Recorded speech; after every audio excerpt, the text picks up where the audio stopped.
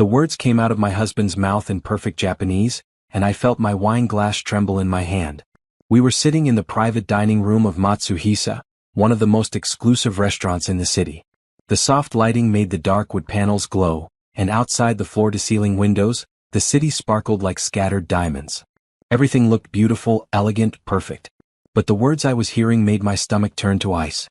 "She's quite stupid actually," Brandon said to Mr. Tanaka, laughing as he gestured toward me with his sake cup. "Beautiful, yes, but empty-headed. A good decoration for my arm at events, nothing more." Mr. Tanaka smiled politely, his expression neutral. He was a distinguished man in his 60s, wearing an impeccable gray suit. His company was considering a $50 million investment in Brandon's tech firm, and this dinner was supposed to seal the deal. I kept my face blank, taking a small sip of my wine. My heart pounded so hard I thought they might hear it. Brandon had no idea I spoke Japanese. He'd never bothered to ask about my college years, never looked at my transcripts, never questioned why I had a minor in East Asian studies alongside my business degree. To him, I was just the pretty woman he'd married 5 years ago, someone to look good in photographs and host dinner parties. "And your other woman?" Mr. Tanaka asked carefully, switching topics. "The one you mentioned before?"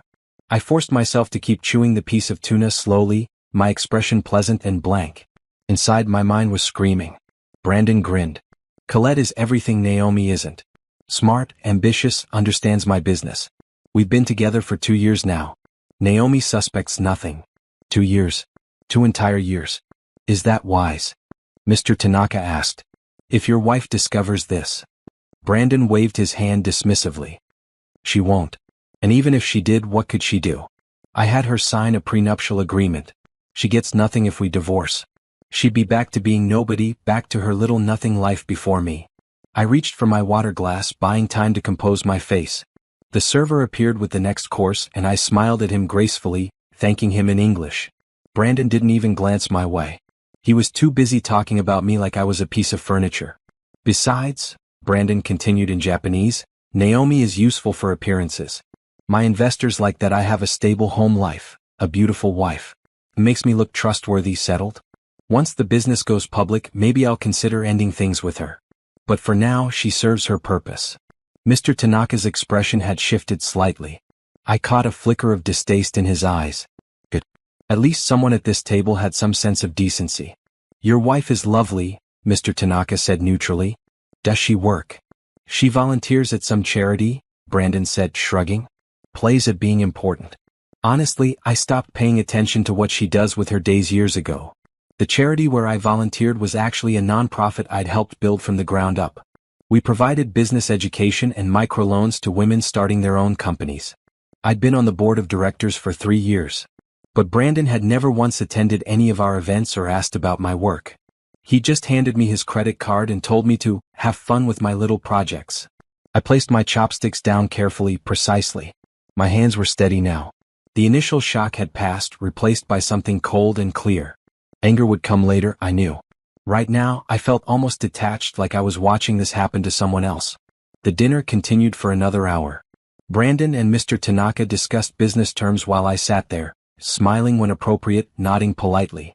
Every few minutes, Brandon would make another comment in Japanese about how boring I must find business talk, how I was probably thinking about shopping or some other trivial thing. I let him think that. I smiled and looked at my phone occasionally, playing the role he'd assigned me perfectly. Meanwhile, my mind was working at top speed. 2 years. He'd been cheating for 2 years with Colette, his executive assistant. I knew Colette. She was a blonde woman in her late 20s, always dressed in tight skirts and expensive heels. She called our house sometimes, always with some urgent business matter that needed Brandon's immediate attention. I thought she was just overly dedicated to her job. How stupid I'd been. Or had I? No. I pushed that thought away. I wasn't stupid. I trusted my husband. There was a difference. The prenuptial agreement. Brandon thought that would protect him.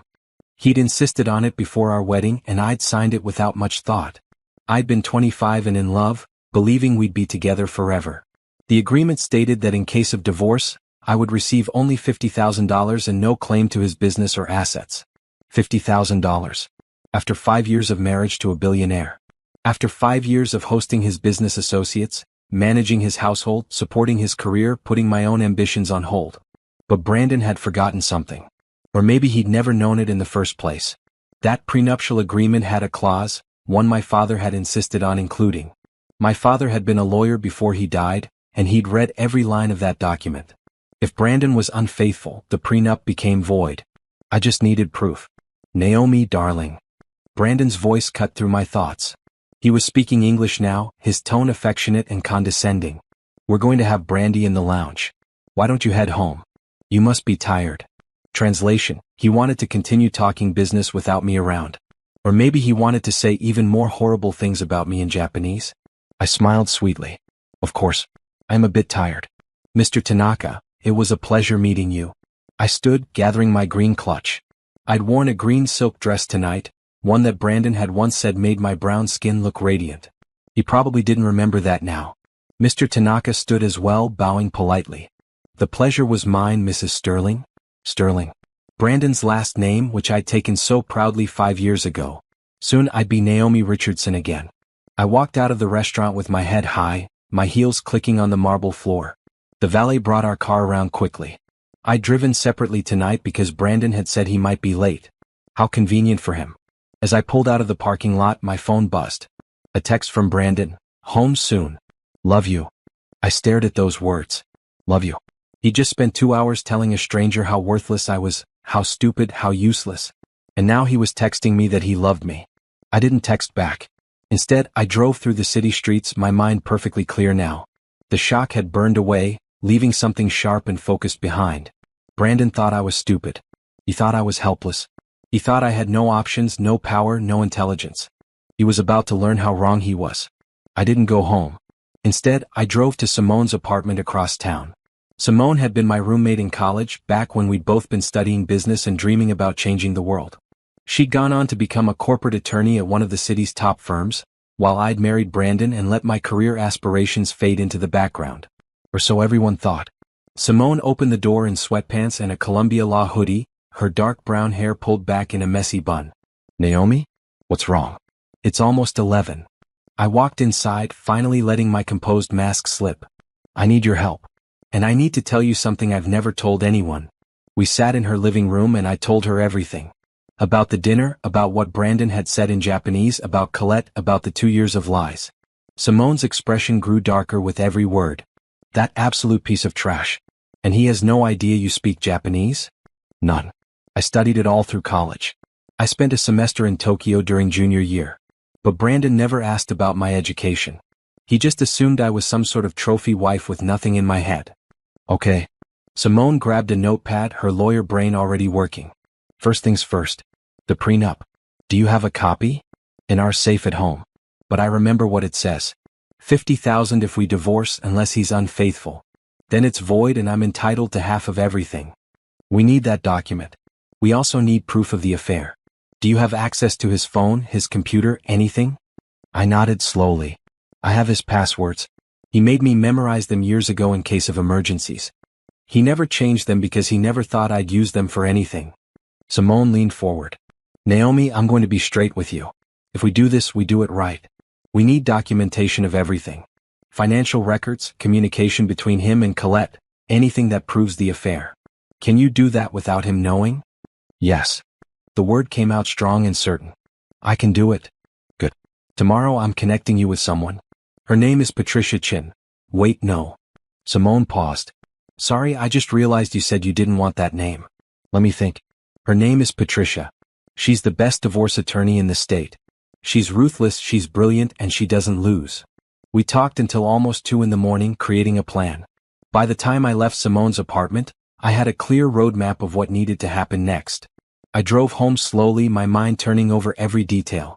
The house was dark when I arrived, a massive modern structure in the hills with glass walls and infinity pools. Brandon had bought it 3 years ago, saying it would be perfect for entertaining clients. I'd spent months decorating it, choosing every piece of furniture, every painting. Now it just felt empty and cold. Brandon's car wasn't in the garage yet. I went inside, kicked off my heels, and headed straight for his study.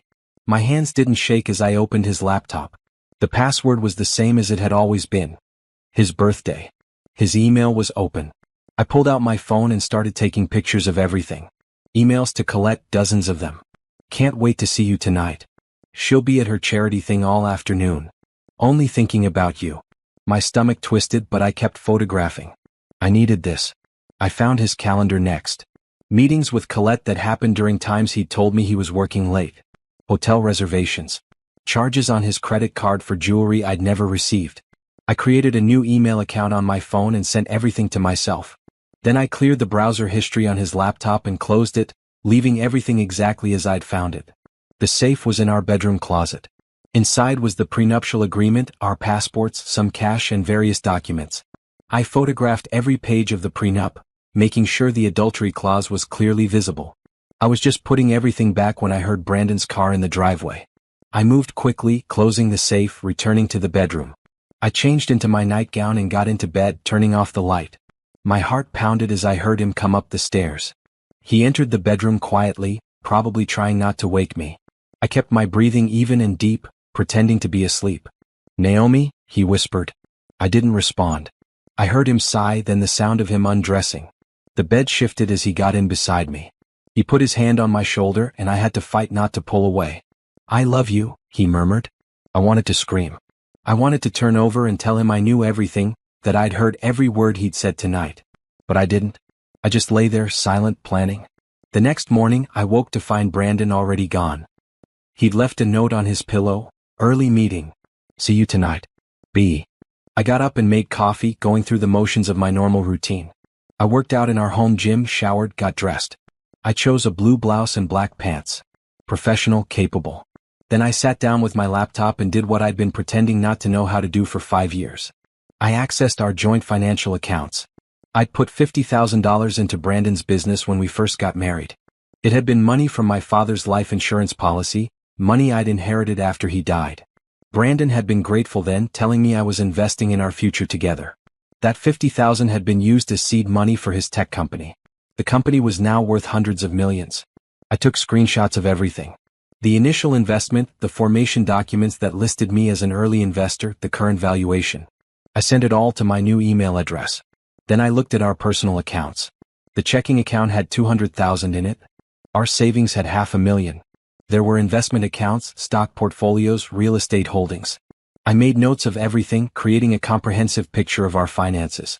Brandon thought he'd kept me in the dark about money, but I'd been paying attention all along. I just never had a reason to act on that knowledge before. My phone rang. Unknown number. "Hello? Mrs. Sterling? This is Patricia Wilson. Simone gave me your information. Do you have time to meet today?" Patricia Wilson. The divorce attorney. "Yes," I said. "I have time." Patricia Wilson's office was on the 45th floor of a gleaming skyscraper downtown. The reception area was all glass and steel, minimalist and expensive. A young man at the desk directed me to a conference room where Patricia was waiting. She was in her 50s, with silver hair cut and a sharp bob and intelligent gray eyes. She wore a red suit that practically screamed power and competence. When she shook my hand, her grip was firm. "Simone speaks very highly of you," Patricia said, gesturing for me to sit. "She also told me about your situation. I've reviewed the information you sent over this morning. Your husband has made some significant mistakes." I sat down, feeling nervous for the first time since the dinner. This was real now. "What kind of mistakes?" "The prenuptial agreement is poorly written," Patricia said, opening a folder on the table. "The adultery clause is very clear, and you have documentation of the affair. But more importantly, your initial investment in his company gives you a claim to a portion of the business." I thought prenups covered business assets? They do usually. But your investment predated the prenup by 3 months. And according to the formation documents, you were listed as a founding investor, not just a spouse providing support. That's legally significant. My heart started to beat faster. "So what does that mean?" Patricia leaned back in her chair, studying me. "It means you have leverage. With the adultery documented, the prenup is void. You're entitled to half of all marital assets acquired during your marriage. But the business investment is separate. That's yours by right regardless of the marriage. How much would that be worth? Based on current valuations? Approximately $40 million. The room seemed to tilt. $40 million? Your $50,000 investment, plus growth over 5 years with your ownership stake properly calculated. Yes. Patricia pulled out another document. But here's where it gets interesting. Your husband's company is planning to go public in 6 months. If we time this correctly, your stake becomes even more valuable. I tried to process this. I don't understand. Why wouldn't we move now? Because right now, your stake is tied up in a private company. The valuation is good, but the liquidity is limited. Once the company goes public, your shares become easily tradable. More importantly, if we file for divorce now, your husband will try to hide assets, move money, undervalue the company. If we wait until just after the IPO, everything is public record. He can't hide anything. But that's 6 months away. I'd have to pretend everything is fine for 6 more months. Patricia nodded. I know it's asking a lot. But Naomi, we're talking about the difference between getting 40 million and getting maybe 10 or 15. He'll fight us on the valuation. He'll claim the company isn't worth what we say it is. But once it's public, the market decides the value. There's no arguing with that. I thought about sitting across from Brandon at dinner every night for 6 more months. Pretending I didn't know about Colette. Smiling and playing the perfect wife while he lied to my face. But then I thought about walking away with enough money to never have to depend on anyone again. Enough money to build something of my own, to live life on my terms. What do I need to do? Patricia smiled. First, we secure everything. We're going to set up accounts in your name only. You'll start moving money there slowly, legally. Joint account funds that you have every right to access. Nothing that raises red flags, but enough that you have resources when the time comes. Won't he notice? Not if we're careful. You'll tell him you're making investments for charity donations or home improvements or any number of things. Men like your husband don't usually pay attention to household expenses. She was right. Brandon gave me access to the joint accounts and never looked at how I spent the money. He just assumed it went to clothes and salon visits. Second, Patricia continued, we continue gathering evidence. I want everything documented. Every lie, every late night, every interaction with Colette. Keep a journal. Write down dates, times, what he told you versus where he actually was. The more we have, the stronger our position. And third, you start building your exit strategy. Where will you live? What will you do? This isn't just about the divorce, Naomi. This is about building a new life. I want you thinking about that, planning for it. Because in 6 months, when we file those papers, everything changes instantly. You need to be ready. We spent the next 2 hours going over details. Patricia had brought in a forensic accountant who explained how to document everything, how to trace money flows, how to protect myself legally while gathering information. By the time I left the office, it was late afternoon. I felt energized in a way I hadn't felt in years. I had a plan. I had a goal. I wasn't helpless. I drove to the nonprofit where I volunteered. Our offices were in a converted warehouse in a revitalized part of the city. Inside, 3 of my colleagues were working on grant applications. Naomi. Jennifer, our program director, looked up from her computer. Perfect timing. We need your input on the new curriculum proposal. I spent the next few hours doing actual work, using my brain, contributing something meaningful. It felt good. It felt real. Jennifer walked me out when the office closed. You seem different today, she said. More focused or something. I've been thinking about the future, I said. About what I really want to do with my life. Well, whatever it is, I hope it involves staying with us. You're one of the best board members we have. Your financial planning workshops have been incredible. I've been teaching financial literacy to the women in our program. Budgeting, investing, understanding credit. All the things I knew but had stopped using in my own life. I'm not going anywhere, I told Jennifer. And I meant it. This place, this work was mine. Brandon had never touched it, never been involved. It was the one part of my life that was completely separate from him. I drove home as the sun set, painting the sky in shades of orange and pink. Brandon's car was already in the garage. I took a deep breath before going inside. He was in the living room on his phone, frowning at something on the screen. He looked up when I entered. There you are. Where have you been? The nonprofit. We had a board meeting. The lie came easily. Oh, right. He'd already lost interest looking back at his phone. I ordered Thai food for dinner. It should be here soon. Sounds good. I'm going to change. I went upstairs and stood in our closet looking at all my clothes. Beautiful dresses, designer shoes, expensive handbags. All bought with Brandon's money, all chosen to make me look the way he wanted me to look. In 6 months, none of this would matter. In 6 months, I'd have my own money, my own life, my own choices. I changed into comfortable clothes and went back downstairs. Brandon was still on his phone. We ate dinner mostly in silence, him checking his messages constantly, me pretending not to notice. I might be late tomorrow, he said eventually. Big meeting with investors. Okay. You don't mind? I smiled at him. Of course not. Your work is important. He seemed satisfied with that answer. After dinner, he disappeared into his study. I heard him on the phone, his voice low and intimate. Talking to Colette, probably. I sat in the living room with my laptop, researching business opportunities. Ideas I'd had years ago, projects I'd wanted to start but had put aside. I made lists, created budgets, sketched out plans. 6 months. I just had to make it 6 months. The next 3 weeks fell into a pattern. During the day I played the perfect wife. I went to charity events, had lunch with the wives of Brandon's business associates, managed the household. At night, while Brandon worked late or disappeared to be with Colette, I documented everything and built my case. I also started moving money. Patricia had set up several accounts in my name. Every few days I'd transfer funds from our joint accounts.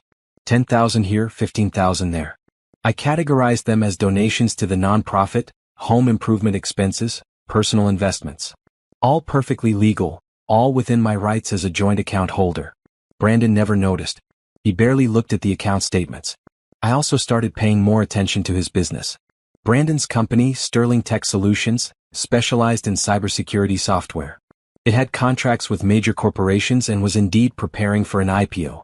The business news sites were full of speculation about how successful the offering would be. What they didn't know was that Sterling Tech Solutions had some problems. I discovered this by accident. One evening, Brandon left his laptop open in the study when he went to take a call. I glanced at the screen and saw an email chain with his chief financial officer. They were discussing some irregularities in the quarterly reports, something about inflated projections. I read quickly, my heart racing. They were making the company look more profitable than it actually was, trying to drive up the IPO valuation. It wasn't quite fraud, but it was definitely questionable.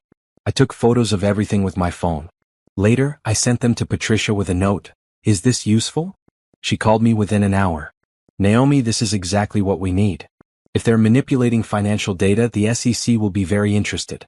But more importantly, it gives us leverage. We can threaten to expose this unless he agrees to a fair settlement. Isn't that blackmail? It's negotiation. And it's completely legal. We're not asking for anything you're not entitled to. We're just ensuring he doesn't try to fight us. I felt a flicker of something that might have been guilt. But then I remembered Brandon at that dinner, calling me stupid, calling me worthless. The guilt disappeared. There's something else, I told Patricia. His assistant, Colette. I've been watching her. She has access to company accounts, right? What if she's been stealing? What makes you think that? Just a feeling.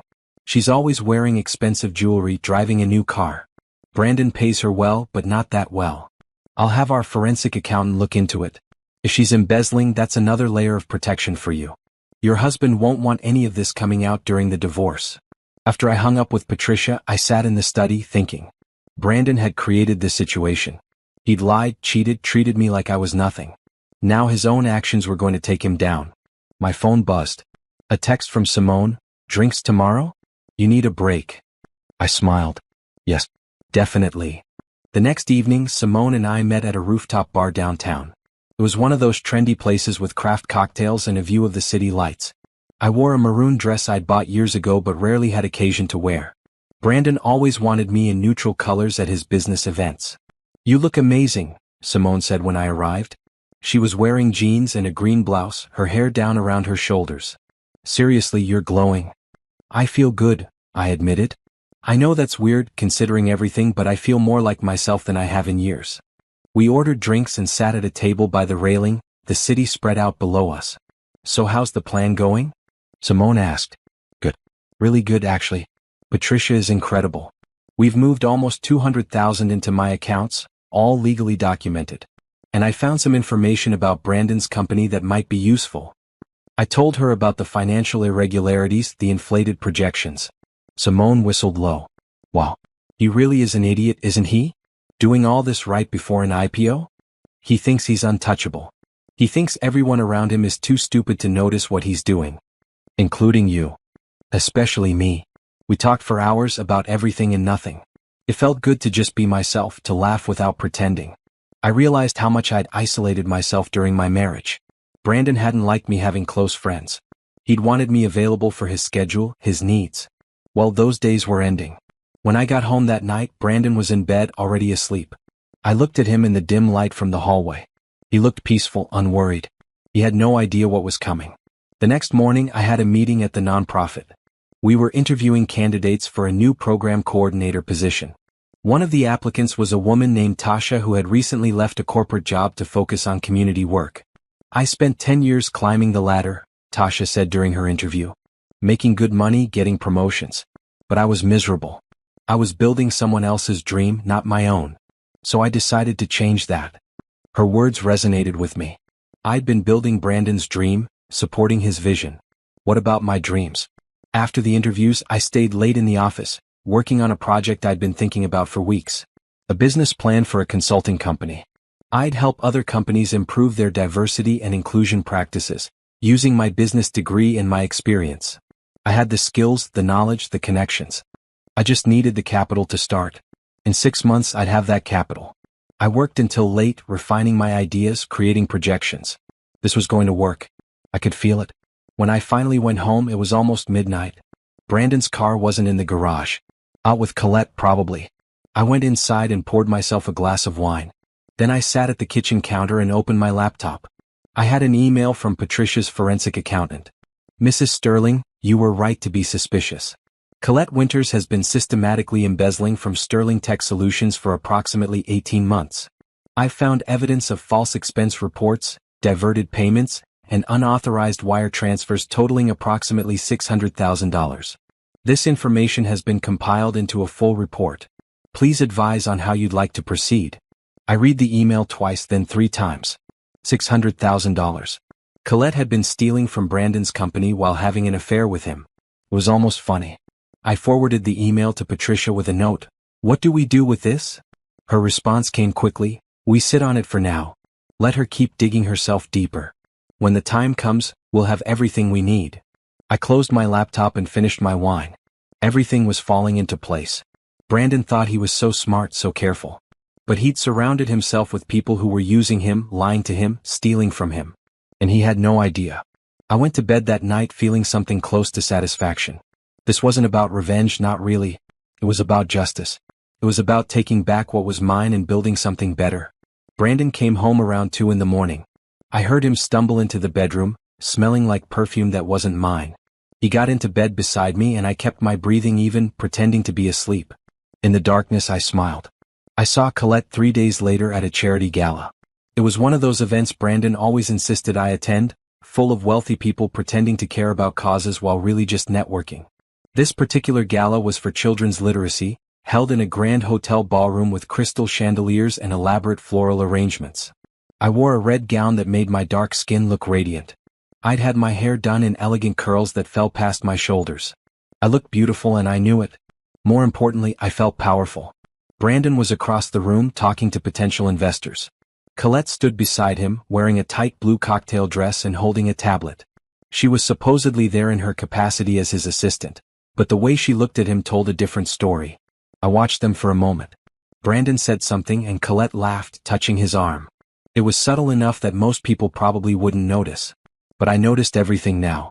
I made my way through the crowd, accepting compliments on my dress, chatting with people I knew. I was working my way toward them when someone grabbed my arm. Naomi Sterling. Just the woman I wanted to see. It was Gerald Patterson, the CEO of one of Brandon's biggest clients. He was in his 60s with white hair and a friendly smile. "Gerald, how nice to see you. I wanted to thank you personally. That connection you made for us with the nonprofit you work with? It's been wonderful. We've partnered with them for our employee volunteer program, and the feedback has been outstanding." I'd almost forgotten about that. 6 months ago, I'd introduced Gerald's company to our nonprofit. It had resulted in a major corporate sponsorship and volunteer support. "I'm so glad it's working well," I said. "Your husband is a lucky man. Beauty and brains." Gerald smiled warmly. "Say, I've been meaning to ask. Have you ever considered consulting work? We're looking for someone to help us develop our community investment strategy. You'd be perfect." My heart skipped. That's very flattering. "I'm serious. Think about it. Give me a call if you're interested." He handed me his business card. I slipped it into my clutch, my mind racing. This was exactly the kind of opportunity I'd been hoping for. A foot in the door, a way to start building my own career. I'll definitely think about it, I said. After Gerald moved on, I continued toward Brandon and Colette. They didn't see me approaching.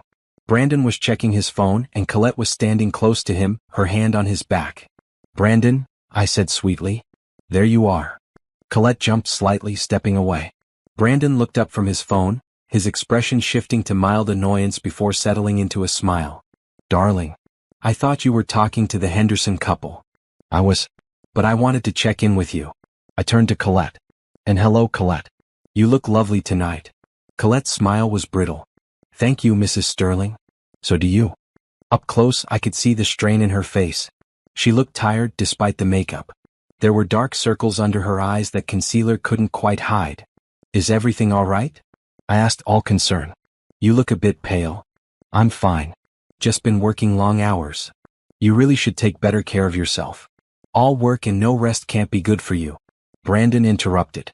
Colette is dedicated to the company. I'm lucky to have her. I'm sure you are. I smiled at both of them. Well, I'll let you get back to work. I'm going to get some air. I walked away, feeling their eyes on my back. Let them wonder what I meant by that comment.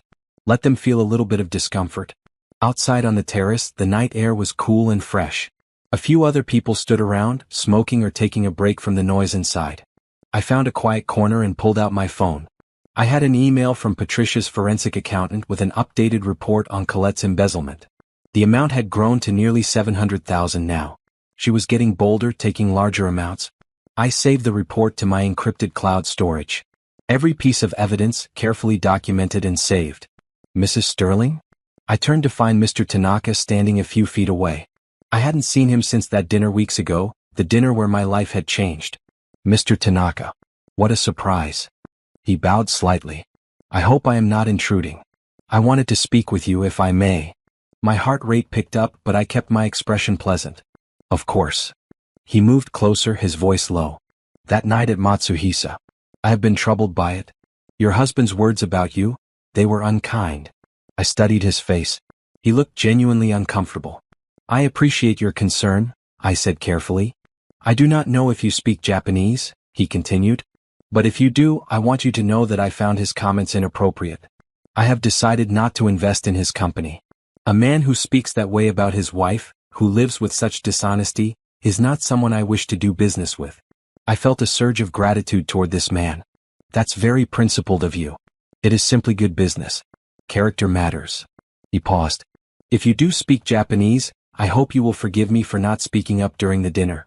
I was surprised. I did not know how to respond in the moment.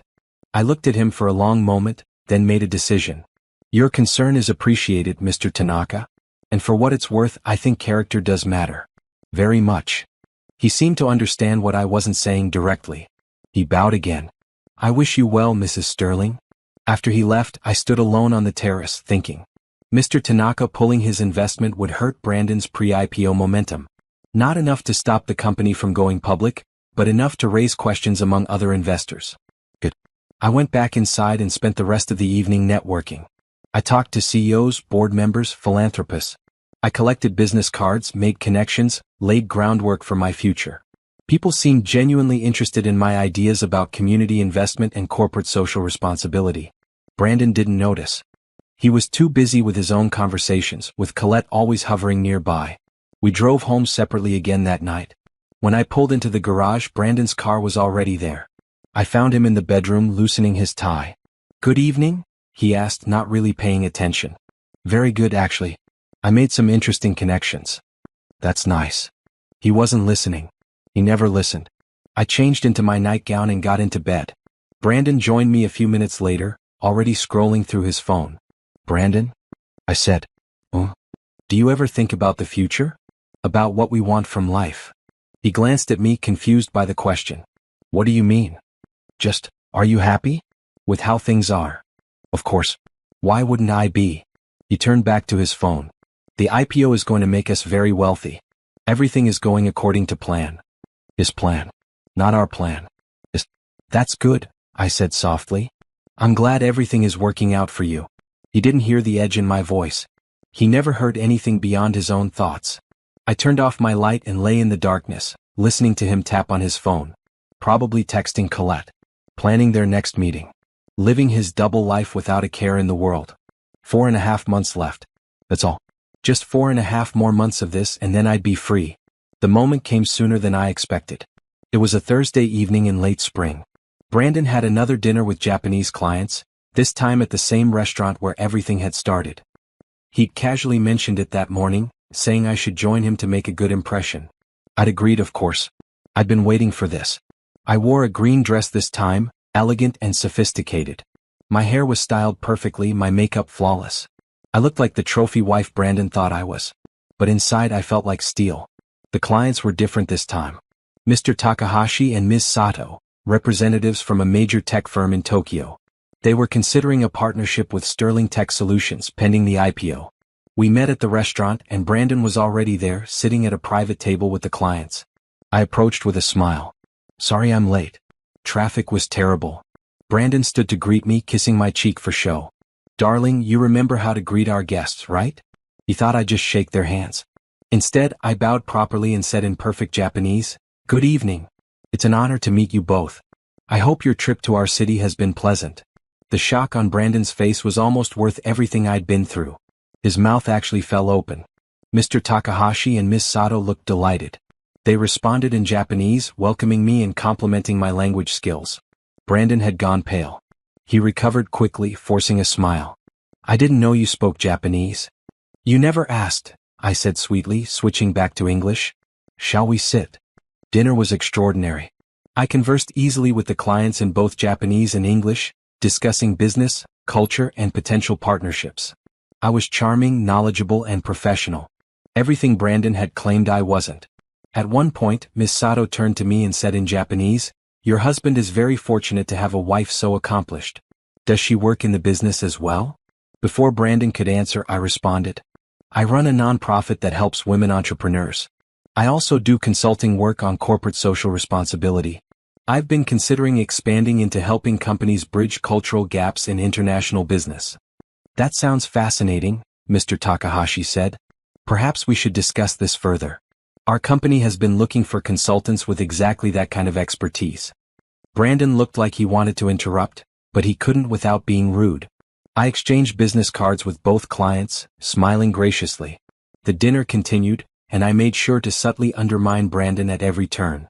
When he tried to oversell his company's capabilities, I'd gently redirect with more realistic assessments. When he made promises that sounded too good to be true, I'd add caveats in Japanese that made the clients think twice.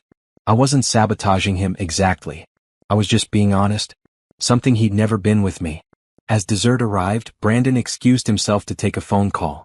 The moment he left the table, Miss Sato leaned toward me. Mrs. Sterling, she said quietly in Japanese. I hope this is not too forward, but is everything well with you? I met her eyes. She was a sharp woman, probably in her 40s, with intelligent eyes that missed nothing. Why do you ask? I replied in Japanese. Your husband seems surprised by you. As if he doesn't know you very well. That seems strange for a marriage. I made a decision in that moment. My husband has underestimated me for a long time. He's about to learn otherwise. Mr. Takahashi and Miss Sato exchanged glances. Then Mr. Takahashi said, If you do start your consulting business, please contact us. I think we would prefer to work with you rather than your husband's company. Brandon returned then and we finished dessert with pleasant small talk. When we said our goodbyes, the clients bowed to me with genuine respect. To Brandon they were merely polite. In the parking lot, Brandon grabbed my arm. Not hard enough to hurt, but firm enough to stop me. What the hell was that? He hissed. I looked down at his hand on my arm, then back at his face. Take your hand off me. You made me look like an idiot in there. Since when do you speak Japanese? Since when do you know anything about my business? I've always spoken Japanese. I majored in business. I've always known about these things. You just never bothered to notice. I pulled my arm free. You never bothered to know anything about me at all. That's not fair. I've given you everything. This house, this life, everything you have is because of me. Everything I have? I laughed and it was a bitter sound. Brandon, I've heard what you really think of me. I've heard every word.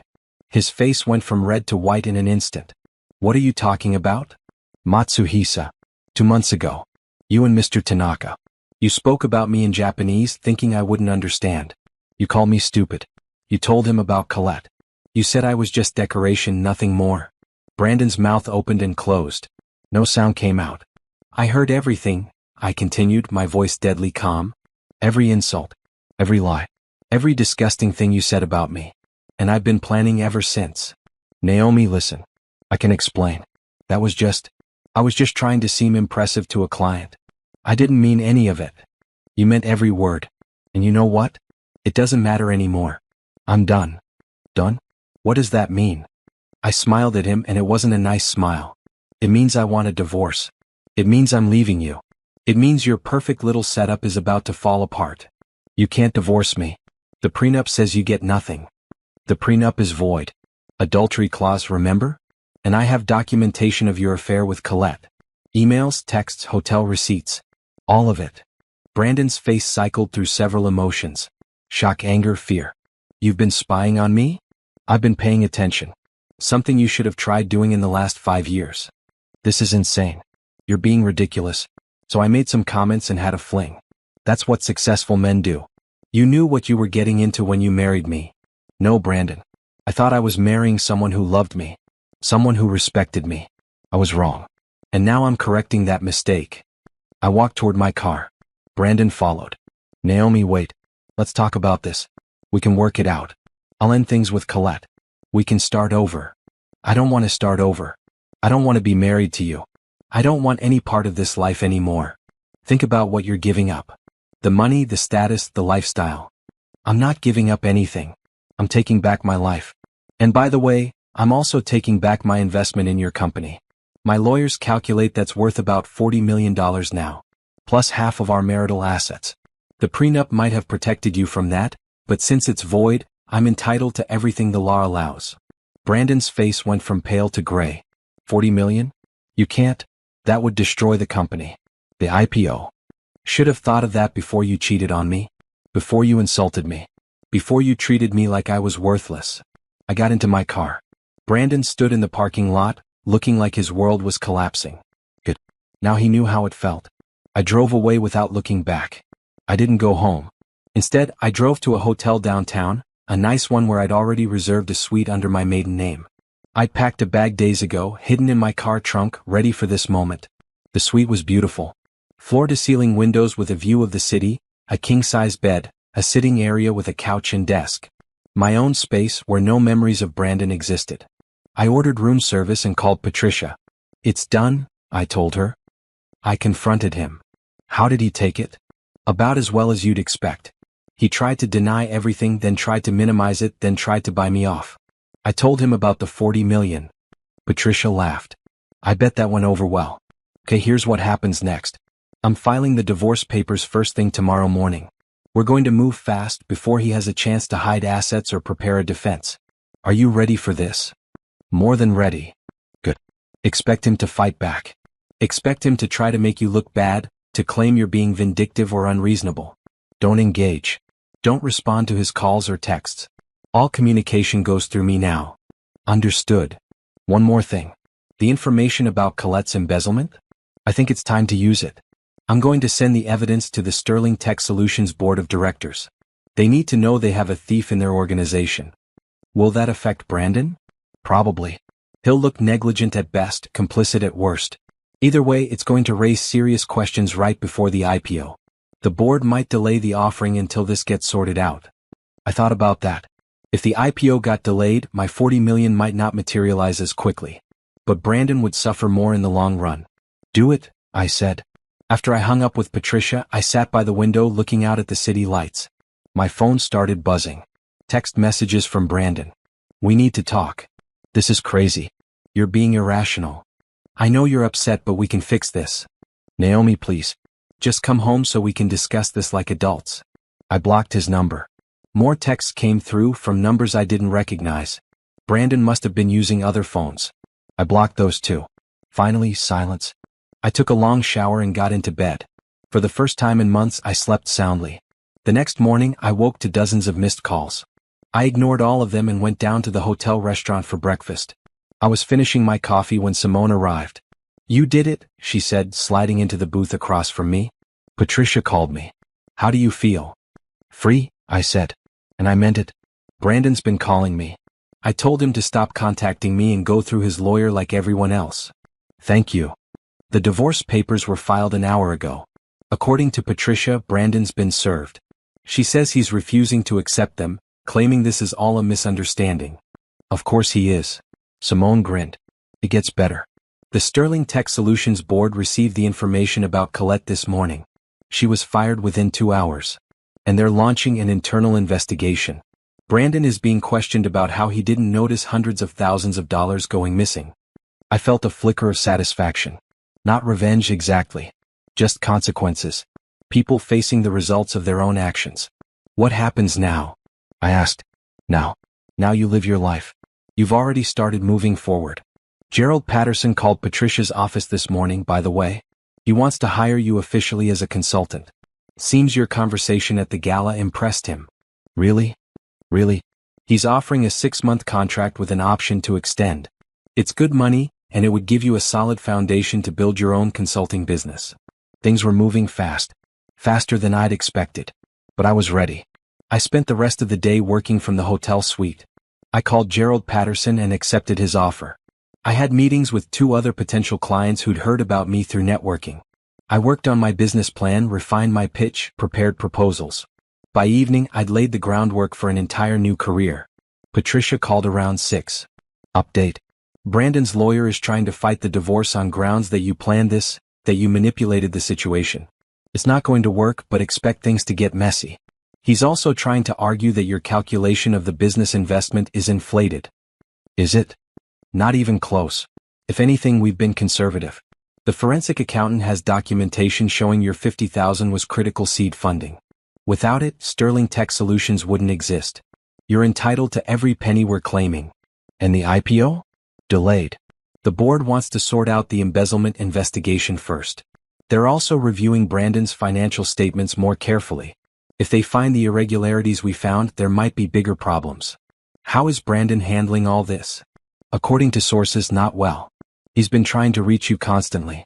He showed up at your nonprofit today demanding to know where you were. Jennifer told him to leave or she'd call the police. I felt bad for putting Jennifer in that position. But also grateful she'd protected me. I'll call her and thank her. Do that. Oh, and one more thing. Mr. Tanaka's company issued a statement today. They're publicly declining to invest in Sterling Tech Solutions, citing concerns about corporate ethics and leadership. Other potential investors are starting to ask questions. Brandon's perfect world was crumbling. The IPO he'd been counting on was in jeopardy. His reputation was damaged. His mistress had been exposed as a thief. And his wife had turned out to be far more capable than he'd ever imagined. I should have felt triumphant. Instead, I just felt tired. Tired of thinking about Brandon, tired of this whole situation. I wanted to move forward. I wanted to focus on building something new, something mine. The next few weeks were a blur of legal meetings, business planning, and starting fresh. Brandon tried everything to stop the divorce. He claimed I'd tricked him, that I'd been planning this all along, that I wasn't entitled to the money I was claiming. His lawyers were aggressive, throwing up every obstacle they could think of. But Patricia was better. She countered every argument with documentation, evidence, and irrefutable logic. The prenup was void due to adultery. My investment in his company was documented and dated. The division of marital assets was standard procedure. The judge wasn't impressed with Brandon's tactics. At one hearing, after Brandon's lawyer tried to claim I was an opportunist who'd manipulated the situation, the judge said dryly, "Counsel, your client cheated on his wife, insulted her publicly, and failed to notice an employee stealing hundreds of thousands of dollars from his company. I'm not inclined to view him as the victim here." Brandon's face had gone red with anger and humiliation. Through it all, I focused on my work. The consulting job with Gerald's company went well. I helped them develop a comprehensive community investment strategy that got positive media attention. Other companies started calling, wanting similar help. I moved into a beautiful penthouse apartment with huge windows and modern furniture. I decorated it in bright colors, blue and green and red, colors that made me happy. There was no trace of the neutral, boring elegance Brandon had preferred. I reconnected with old friends from college, people I'd lost touch with during my marriage. I went to dinners and movies and art galleries. I remembered what it felt like to just enjoy life without constantly worrying about appearances or whether my husband approved. 3 months after I'd confronted Brandon, the divorce was finalized. The judge ruled in my favor on every point. I got my 40 million from the business investment. I got half of our marital assets, which amounted to another 15 million. I got my freedom. Brandon walked out of the courthouse looking defeated. I felt nothing looking at him. Not anger, not satisfaction, not even pity. Just nothing. He was a stranger now. Someone I used to know. 6 months after the divorce, I stood in my new office looking at the view. 23rd floor, corner office, my name on the door. Richardson Consulting Group had officially launched. I'd hired 3 employees so far. Tasha, who I'd interviewed at the nonprofit and who turned out to be brilliant at operations. 2 consultants with expertise in different industries. We were small but growing fast. My phone rang. Simone's number. "How's your first day in the new office?" she asked. "Surreal. Good surreal but surreal. You've earned it. Speaking of which, did you see the business news this morning?" "No, why?" "Sterling Tech Solutions finally had their IPO. It went, not great. The stock opened below projections and dropped further by end of day. Analysts are citing concerns about leadership and financial oversight." I felt a small pang. Not for Brandon, but for the employees who'd worked hard and didn't deserve to suffer because of his mistakes. "That's unfortunate for the employees," I said. "Brandon's going to lose a lot of money. The stock was supposed to make him even richer, but instead he's probably going to lose his position as CEO. The board is reportedly looking for a replacement." Good. Maybe someone competent can fix things. After I hung up with Simone, I sat at my desk and looked at my calendar. Meeting with a potential client in an hour. Strategy session with my team after lunch. Dinner with Jennifer from the nonprofit to discuss a partnership. My life was full in a way it had never been during my marriage. Full of purpose, of challenge, of genuine connection with people who valued me. The meeting with the potential client went well. They were a mid-sized tech company wanting to improve their workplace culture and community engagement. I outlined a comprehensive strategy, answering their questions with confidence. They hired us on the spot. During the team meeting, Tasha presented an analysis of our first quarter projections. We were ahead of target. Way ahead. "If we keep this pace," she said, "we'll need to hire more people within 6 months." "Let's do it," I said. "I want to build something sustainable here. Something that grows the right way." After the meeting, I worked on a proposal for another potential client. This one was for a Japanese company expanding into the American market. My Japanese language skills and cultural knowledge would be essential. I was deep in thought when someone knocked on my office door. Jennifer from the nonprofit. "Sorry I'm early," she said.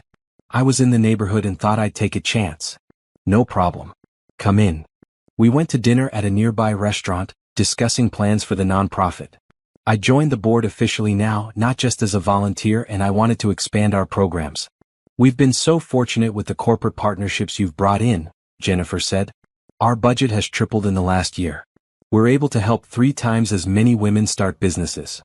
That's what I wanted to hear. I've been thinking about creating a scholarship fund too. For women who want to pursue business education. That would be amazing. Do you have funding in mind? I'm going to fund it myself. Initial investment of 5 million with plans to grow it over time. Jennifer's eyes went wide. 5 million? Naomi, that's incredible. It's important to me. Education changed my life. I want to make sure other women have the same opportunities. We talked for hours, planning and dreaming. When I finally got home that night, I felt energized instead of tired. My penthouse was quiet and peaceful. I poured a glass of wine and sat by the window looking out at the city. A year ago, I'd been sitting in a restaurant hearing my husband call me stupid in Japanese. I'd been trapped in a marriage built on lies, feeling worthless and small. Now I was building a business helping other women living on my own terms. The money from the divorce had given me security, but more importantly, it had given me freedom. Freedom to choose what I wanted to do, who I wanted to be. My phone buzzed. An unknown number. I almost didn't answer, but something made me pick up. "Hello? Mrs. Sterling? This is Mr. Takahashi. We met at that dinner several months ago." "Mr. Takahashi, yes. I remember. And it's Ms. Richardson now. Of course. Forgive me. I am calling because my company would like to hire your consulting firm. We are expanding our American operations and need someone who understands both business culture and can bridge the language gap. I'd be honored to discuss it. When would you like to meet?" "As soon as possible. This is a priority for us. We were impressed with you from that first meeting. You have a gift for seeing what others miss." We scheduled a meeting for the following week. After I hung up, I sat back, smiling. Brandon had tried to keep me small, to keep me quiet and decorative. Instead, his own actions had pushed me to discover my own strength. The irony was almost funny. The contract with Mr. Takahashi's company turned out to be the biggest opportunity yet. It was a year-long engagement worth several $1,000,000, helping them establish their U.S. headquarters and train their American employees in Japanese business practices. I hired 2 more consultants and an administrative assistant. Richardson Consulting Group was growing faster than I'd projected. One morning I was in my office when Tasha knocked on the door. "You have a visitor. He doesn't have an appointment, but he says it's important." "Who is it?" "Brandon Sterling." I felt my stomach tighten. I hadn't seen or spoken to Brandon since the final divorce hearing. "Tell him I'm not available." I tried. "He says he'll wait." I thought about it. Part of me wanted to refuse to see him at all. But another part of me was curious. What could he possibly want now? Give me 5 minutes, then send him in. I used those 5 minutes to center myself. I looked at my reflection in the window. Professional blue suit, hair styled neatly, minimal jewelry. I looked successful because I was successful. When Brandon walked in, I barely recognized him. He'd lost weight and not in a good way. He looked haggard with dark circles under his eyes. His suit was rumpled. "Naomi, thank you for seeing me. You have 10 minutes? What do you want?" He sat down uninvited. "I wanted to talk. To apologize. I've been doing a lot of thinking over the past months and I realize I was wrong. About everything." "Is that so?" "I treated you terribly. I took you for granted. I was arrogant and stupid. I'm sorry." I studied him. He seemed sincere, but I didn't trust it. "Why are you here, Brandon?" "The divorce is final. There's nothing left to discuss. I want to make things right. I want us to try again." I actually laughed. "You cannot be serious." "I am. I know I don't deserve another chance, but I'm asking for one anyway. I miss you. I miss what we had. We never had anything real. You made sure of that. That's not fair. We had good years at the beginning. Did we? Or was I just too naive to see what was really happening?" Brandon leaned forward. "I made mistakes, but I've learned from them. The divorce, losing the business, everything that's happened. It's taught me what matters. And what matters is you." "No, Brandon. What matters is that you lost your money and your status. You don't miss me. You miss having someone to use." "That's not true. Naomi, please. Just give me a chance to show you I've changed." I stood up. "Your 10 minutes are up. I have actual work to do." "The company is failing," he said suddenly. "Without you, without the stability of our marriage, investors lost confidence. The stock price is in the toilet. I'm probably going to lose my position as CEO. I'm losing everything. And you thought I'd feel sorry for you? That I'd rescue you? I thought you might understand. You know what it's like to build something, to work hard for success. Can't you see I need help?" I walked to the door and opened it. "I do understand what it's like to build something. That's why I'm building my own company now on my own terms. Your problems are not my responsibility. They never were. I'll pay you. As a consultant. Help me fix the company's reputation. I don't want your money. I have my own. And I don't work with people I don't respect." Brandon stood, anger flashing in his eyes. "You're really going to be like this? After everything I gave you? You gave me nothing. You took 5 years of my life and made me feel worthless. The only thing you gave me was a reason to fight for myself. This is about revenge, isn't it? You're still angry, so you want to watch me suffer." "No, Brandon. This isn't about revenge. It's about moving forward. You should try it sometime." He stared at me for a long moment, then walked out without another word. After he left, I stood at my window breathing deeply. My hands were shaking slightly, but I felt strong. I'd stood my ground. I hadn't given in to manipulation or guilt. Tasha appeared in the doorway. "You okay?" "Yeah, I'm good. Can you make sure security knows not to let him up here again?" "Already done." Over the next few months, Richardson Consulting Group continued to grow. We moved to a larger office space. I hired more staff. We took on bigger clients, more complex projects. I also started speaking at conferences. Events about women in business, about entrepreneurship, about building success on your own terms. People responded to my story. Not the drama of the divorce, which I kept private, but the message of resilience and self-determination. "You left a comfortable life to build something of your own," one audience member said after a talk. "That takes courage." "It takes necessity," I replied. "Sometimes we don't change because we're brave. We change because staying the same is no longer possible." I started getting invited to more events, more speaking opportunities. My consulting business became secondary to my broader message about empowerment and business ethics. One day I got an email from a publisher. They wanted me to write a book about my experience building a business, about finding success after setbacks. I agreed not to tell my personal story, but to share practical advice for women who wanted to start their own companies. Life was full. Busy, challenging, rewarding. I woke up every day excited about what I was building. I went to bed every night satisfied with what I'd accomplished. A year after Brandon had shown up at my office, I got word that Sterling Tech Solutions had been sold. Brandon had been forced out as CEO, and the board had opted to sell the company rather than try to rebuild. He'd made some money from the sale, but not nearly what he would have made if the IPO had gone well. I felt nothing hearing the news. Not satisfaction, not pity. Just nothing. He was part of my past, a chapter that was closed. I was too busy writing new chapters to look back. 1 year and 8 months after the divorce, I stood in a ballroom at the Ritz-Carlton, wearing a stunning red gown. The Women in Business Awards ceremony was in full swing, and I was being honored as Entrepreneur of the Year. The ballroom was packed with successful women from across the country. CEOs, founders, innovators. Women who'd built empires and broken barriers. And somehow I was among them. Naomi Richardson started her consulting firm with a vision, the presenter said from the stage. To help companies not just succeed financially, but to build ethical, inclusive cultures that value all employees. In less than 2 years, Richardson Consulting Group has become one of the most respected firms in the industry. Her work has impacted thousands of employees and helped dozens of companies transform their operations. But perhaps most importantly, she's used her success to give back, establishing a $5 million scholarship fund for women pursuing business education. Ladies and gentlemen, please welcome Naomi Richardson. I walked to the stage, my heart pounding but my steps steady. The applause was overwhelming. I looked out at the audience, seeing Simone in the front row, tears in her eyes. Jennifer from the nonprofit was there too, along with my team from the consulting firm. I reached the podium and accepted the Crystal Award. It was heavy, substantial. Real. Thank you, I said, my voice carrying across the room. This honor means more to me than I can express. 2 years ago I was at a crossroads. I had to choose between staying in a situation that diminished me or taking a risk on myself. I chose myself. And that choice changed everything. I paused, looking at the faces watching me.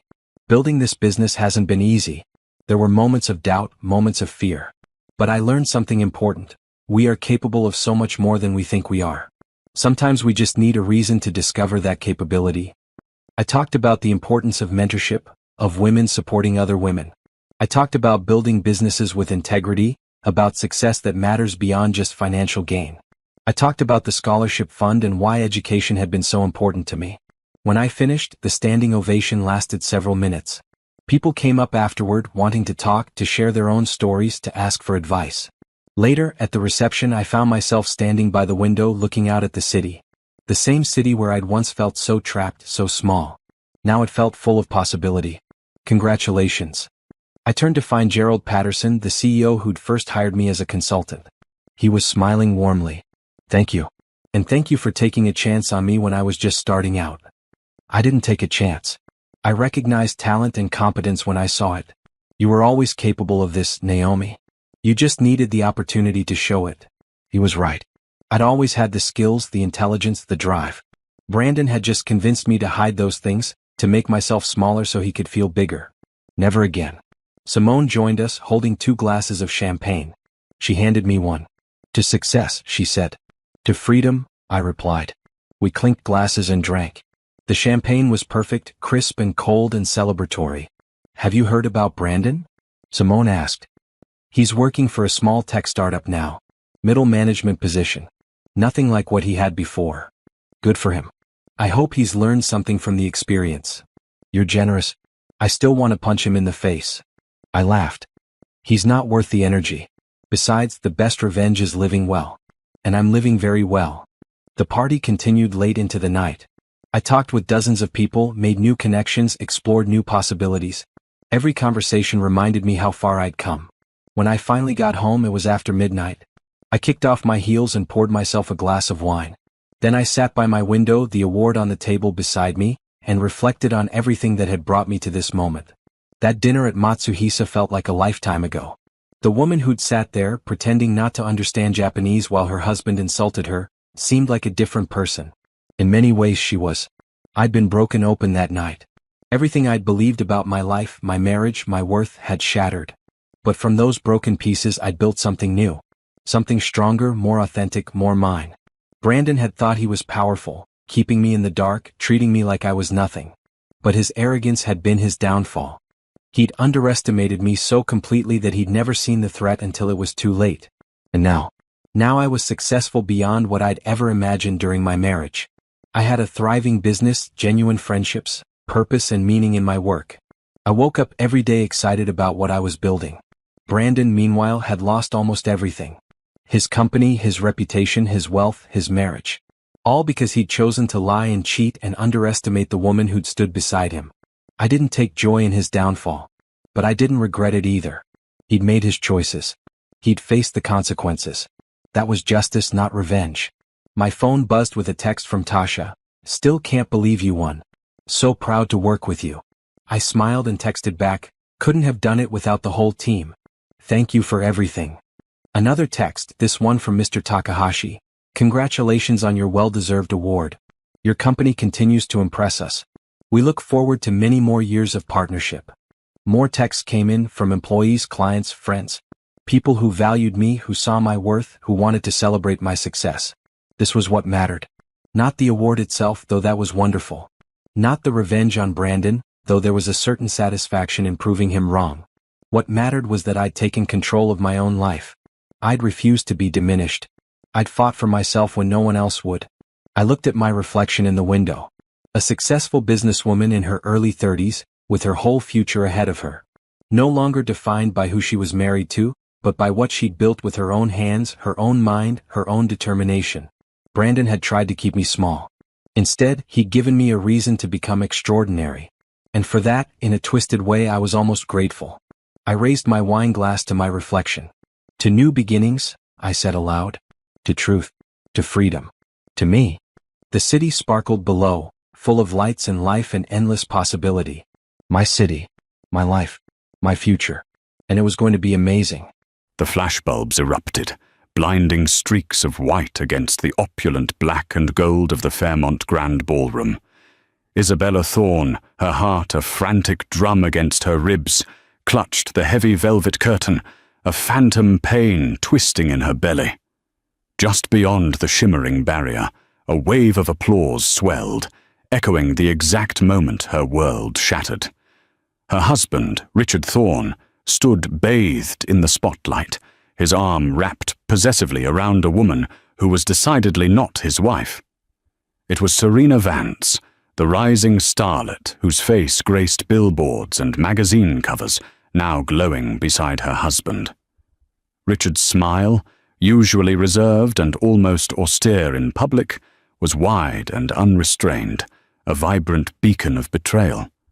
Isabella, 6 months pregnant, and reeling from his casual announcement just last week that he needed space, felt the bitter bile rise in her throat. He hadn't just taken space.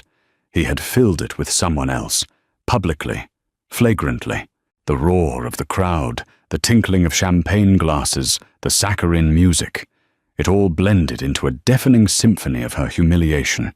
Isabella had spent the day in a haze, the doctor's appointment confirming her suspicions, the persistent nausea, the unusual cravings, the fluttering life within her.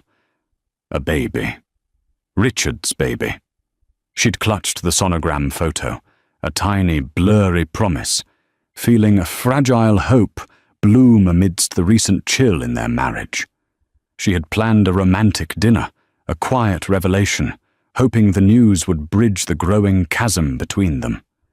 Instead, she'd walked into their sprawling suburban mansion, the scent of his expensive cologne lingering in the air, only to find a hastily scribbled note on the marble kitchen island. Isabella, I need some time alone. Don't worry, I'll be in touch. No explanation, no further details, just a cold, impersonal dismissal after 12 years of marriage. He hadn't even called. Hours later, scrolling through her phone, a society gossip site had caught her eye. Richard Thorne, tech mogul, steps out with actress Serena Vance at pre-gala event. The accompanying photo showed them laughing, Serena's hand delicately placed on his arm, her eyes sparkling with an intimacy Isabella hadn't seen in Richard for months. The space he needed wasn't solitude. It was a stage. Tonight was the annual Thorne Foundation Charity Gala, an event Isabella had meticulously planned for months, an event she was supposed to co-host. He hadn't even bothered to tell her he wouldn't be attending with her. He simply replaced her, driven by a desperate, agonizing need to understand, to witness the depth of his cruelty. Isabella had chosen an inconspicuous, flowing black gown, one that artfully concealed her burgeoning bump, and slipped into the gala like a ghost. She'd arranged for a private car, entering through a service entrance, her face hidden behind oversized sunglasses and a silk scarf, a desperate anonymity clinging to her. Now, from her vantage point in a dimly lit alcove near the main ballroom entrance, the reality was a brutal, physical blow. Richard, usually so composed, so careful with his public image, was practically preening. His dark suit was impeccably tailored, his silver hair catching the light, making him look distinguished, powerful. Serena in a shimmering emerald green gown that accentuated her slender figure, hung on his every word, her laughter a melodic counterpoint to the drone of the gala. Isabella felt a primal scream build in her chest, but it was trapped, suffocating, a silent testament to her shock. She watched as a procession of society columnists and photographers descended upon them. Richard, usually media-shy, posed readily, his arm still around Serena's waist. He even leaned in, whispering something in her ear that made her throw her head back and laugh, a dazzling, unburdened sound. Isabella's vision blurred. Was this the man she had loved, built a life with, shared dreams with? This polished stranger, so openly flaunting his infidelity. A waiter, oblivious to the drama unfolding, offered her a tray of champagne. She shook her head, a quiet no, her hand instinctively going to her stomach, protecting the secret life within. The baby. Her baby.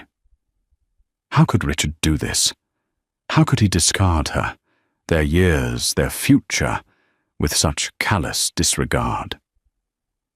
The weight of her pregnancy suddenly felt immense, a tangible anchor to a future that was now utterly uncertain. She turned away, the opulent room spinning around her, the air thick with perfume and betrayal. She couldn't stay. Every saccharine smile, every flash of light, every whispered compliment directed at the new couple felt like a stab. She needed to escape, to breathe, to figure out what to do next. But as she moved to leave, a familiar voice, sharp and cutting, sliced through the din. "Isabella, is that you?" Her blood ran cold. It was Eleanor Vance, Serena's mother, a woman Isabella had known casually through various charity committees. Eleanor, a formidable socialite with an unwavering gaze, stood barely 10 feet away, a glass of Chardonnay in hand, her eyes narrowed in suspicion. Isabella froze, her heart hammering. The last thing she needed was a confrontation.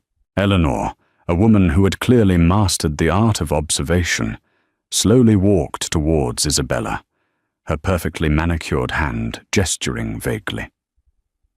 "I thought I recognized that distinctive black wrap, and you're not usually one for hiding in the shadows, dear. Where's Richard?" Her voice, though superficially polite, carried an undercurrent of something sharp, almost predatory. Isabella's mind raced. Deny everything? Pretend she was just a guest? No, Eleanor was too shrewd. "Good evening, Eleanor," Isabella managed, forcing a polite smile that felt brittle. "Richard is around. I just stepped away for a moment."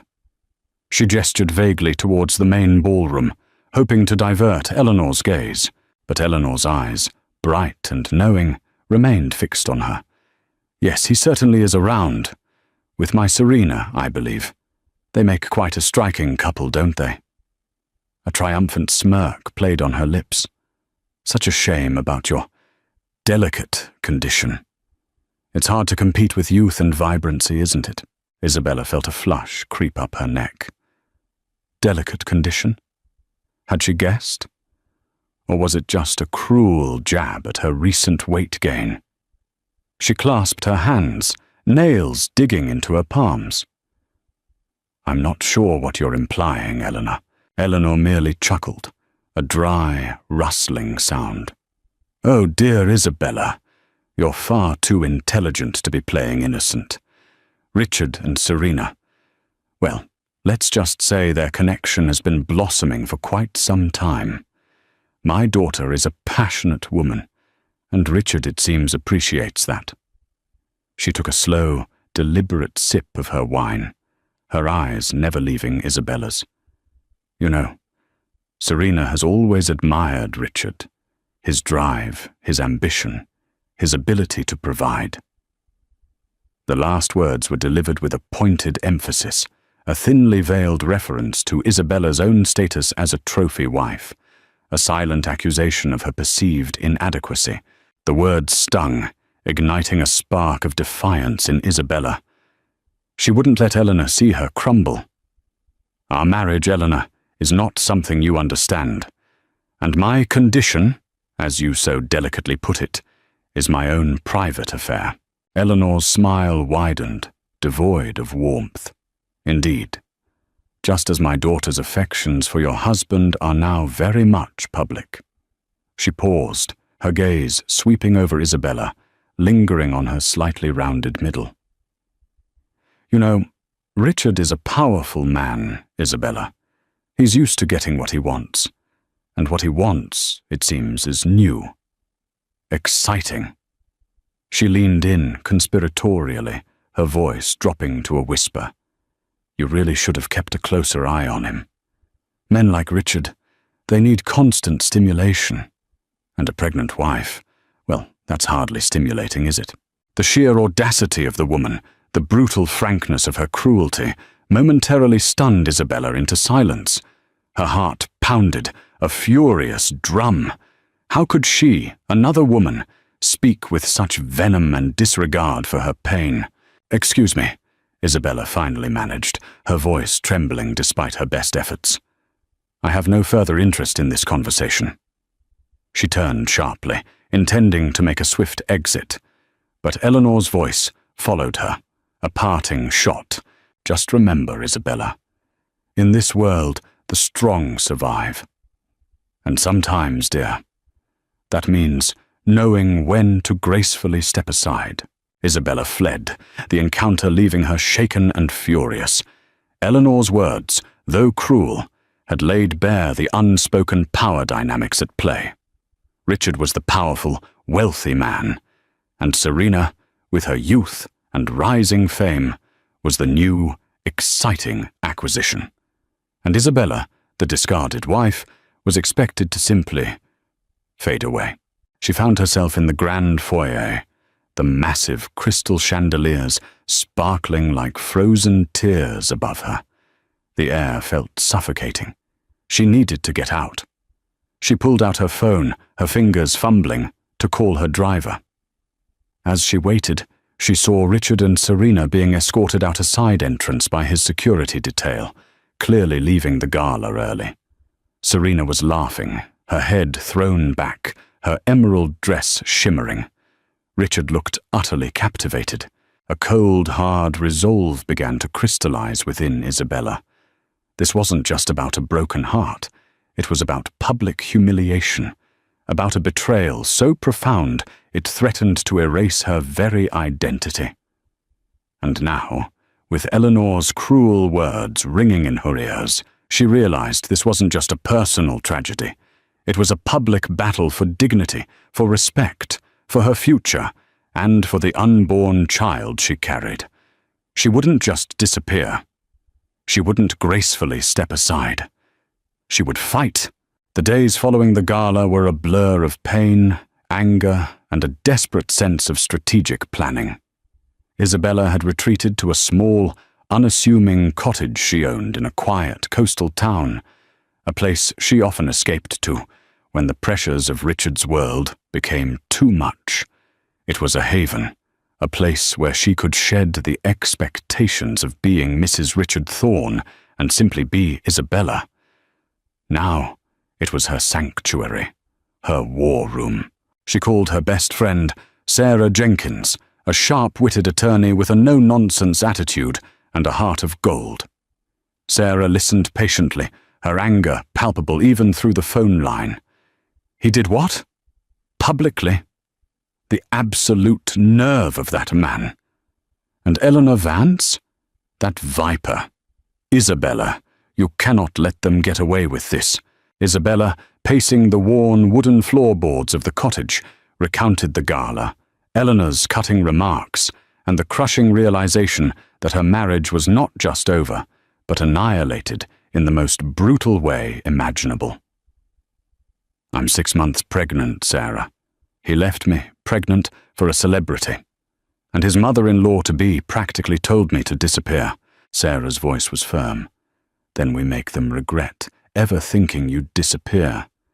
You have rights, Isabella. Significant rights. And a baby changes everything. Together they began to plot. Isabella decided on a complete vanishing act. No dramatic confrontation, no tearful pleas, no public outcry. Not yet. She would simply cease to exist in Richard's world. She closed down her social media, changed her phone number, and instructed her staff to forward all mail to Sarah's office. She liquidated some personal assets, enough to ensure her financial independence for a substantial period, severing any remaining financial ties to Richard's immediate control.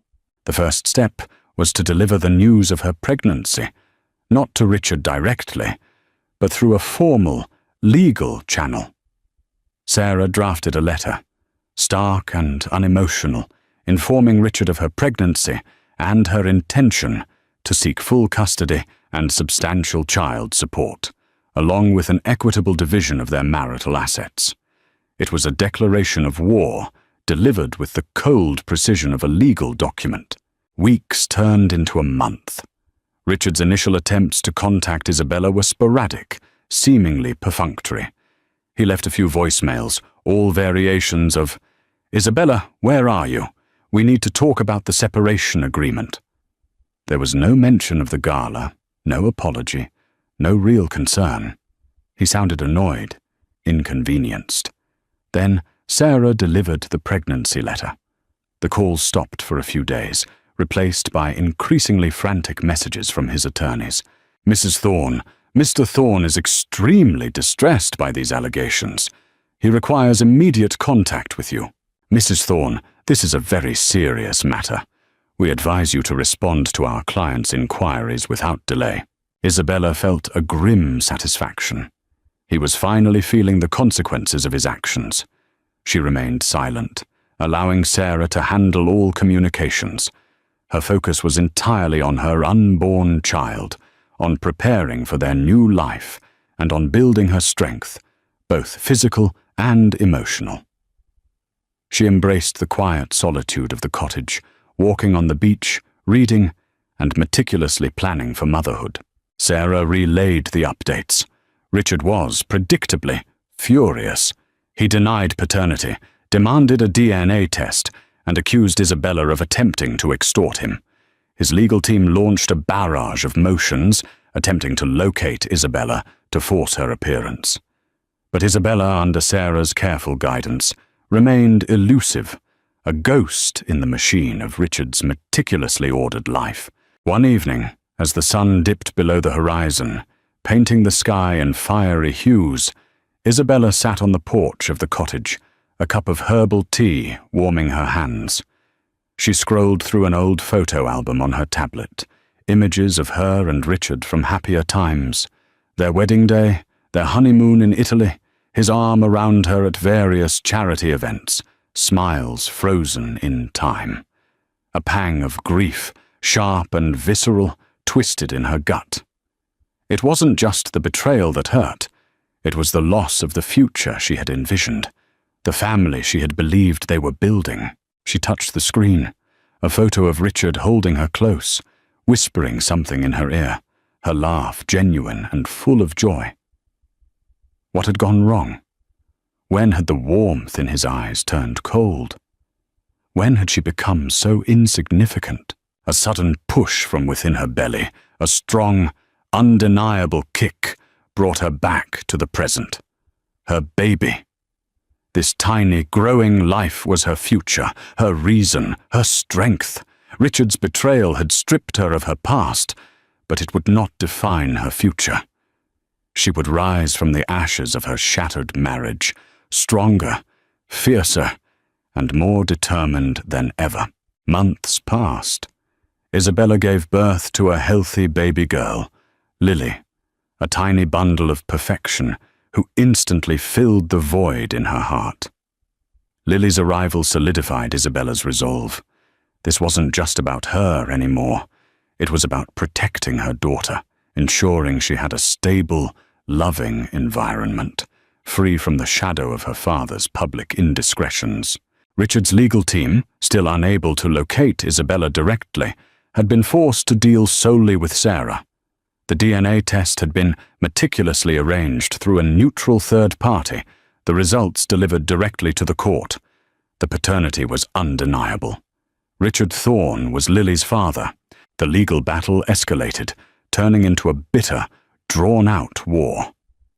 Richard, initially arrogant and dismissive, had become increasingly enraged. The public narrative, carefully managed by his PR team, was that Isabella was a manipulative gold digger attempting to exploit his wealth. He appeared in carefully curated interviews, expressing his concern for Isabella's well-being, while subtly painting her as unstable and unreliable. He and Serena were a constant fixture in the tabloids, a golden couple, their romance blooming under the harsh glare of public scrutiny. But Isabella had a secret weapon: time. Time to heal, time to plan, and time to observe. She devoured every news article, every social media post, every piece of gossip about Richard and Serena. She learned about his business dealings, his public appearances, his new ventures. She began to see patterns, vulnerabilities, and potential weaknesses. One afternoon, as Lily napped in her crib, Isabella sat at her laptop, a determined glint in her eyes. She had always been intelligent, meticulous, and resourceful, skills she had quietly honed managing Richard's household and social calendar, skills he had long underestimated. Now, she was putting them to use. She began compiling a dossier, not just legal documents, but a comprehensive record of Richard's public and private life since their separation. Every photo of him and Serena, every gushing interview, every public display of affection. She cross-referenced financial statements, public filings, and even innocuous social media posts from Serena's inner circle. She noticed inconsistencies, small but significant details that hinted at something deeper than just a romantic affair. One particular detail caught her attention: a series of investments Richard had made in a struggling media company that suddenly, coincidentally, began producing projects starring Serena Vance. Another, the rapid promotion of certain executives within Thorne Enterprises who had personal ties to Serena's family. It was all circumstantial, but it pointed to a pattern of leveraging his corporate power for personal gain and to further Serena's career. Sarah, reviewing Isabella's meticulous findings, raised an eyebrow. "Isabella, this is thorough. Very thorough. What are you thinking?" "I'm thinking Richard Thorne isn't just a cheating husband, Sarah. I think he's using his company, his influence, to prop up Serena's career, potentially at the expense of his shareholders, or even through questionable means. And I think Eleanor Vance is orchestrating a lot of it." Isabella's voice was calm, devoid of the raw emotion that had once consumed her. It was replaced by a cold, strategic precision. Sarah leaned back in her chair, a slow smile spreading across her face. If we can prove corporate malfeasance, or even just a blatant conflict of interest that impacts the company's value, it changes the entire dynamic of our divorce settlement. It could also make his public image, the one he's so carefully cultivated, utterly crumble. The idea of exposing Richard, not just as a philanderer, but as a man who abused his power, sent a thrill through Isabella. It wasn't about revenge, not entirely. It was about justice. It was about showing the world the true face of the man who had so casually discarded her and their unborn child. "But how do we prove it?" Sarah asked, tapping a pen against the table. "These are high-level dealings, not easily accessible to an outsider." Isabella smiled, a genuine, almost predatory smile that hadn't graced her lips in months. "Richard may think he knows me, Sarah, but he never truly saw me. He saw a wife, a homemaker, a pretty face to accompany him to galas. He never saw the woman who meticulously managed his life, who had access to every corner of his world, who knew his routines, his confidants, and even his blind spots." She paused, her eyes glinting with a newfound strength. "He made a mistake, Sarah. He underestimated me. He forgot that even in a gilded cage, a lioness still retains her claws." The battle lines were drawn. Isabella, no longer a vanishing wife, was a formidable opponent. With Sarah's legal expertise and Isabella's intimate knowledge of Richard's world, they began to chip away at his carefully constructed facade. Their first move was to formally petition the court for a temporary restraining order, citing Richard's continued harassment and attempts to disparage Isabella in the media.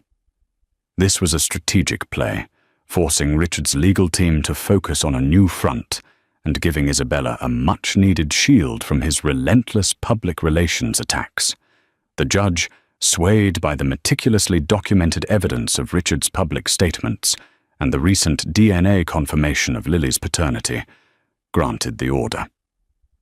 The media, who had been fed a narrative of Isabella as a disgruntled ex-wife, suddenly found themselves with a more complex story.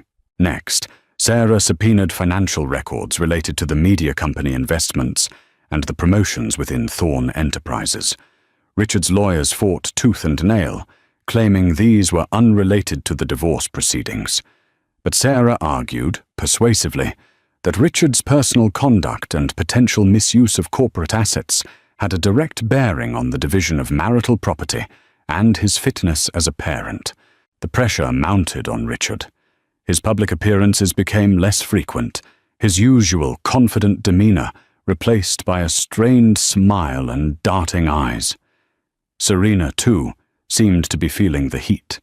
Her social media posts, once frequent and carefree, became less ebullient, more curated. The image of the golden couple began to show cracks.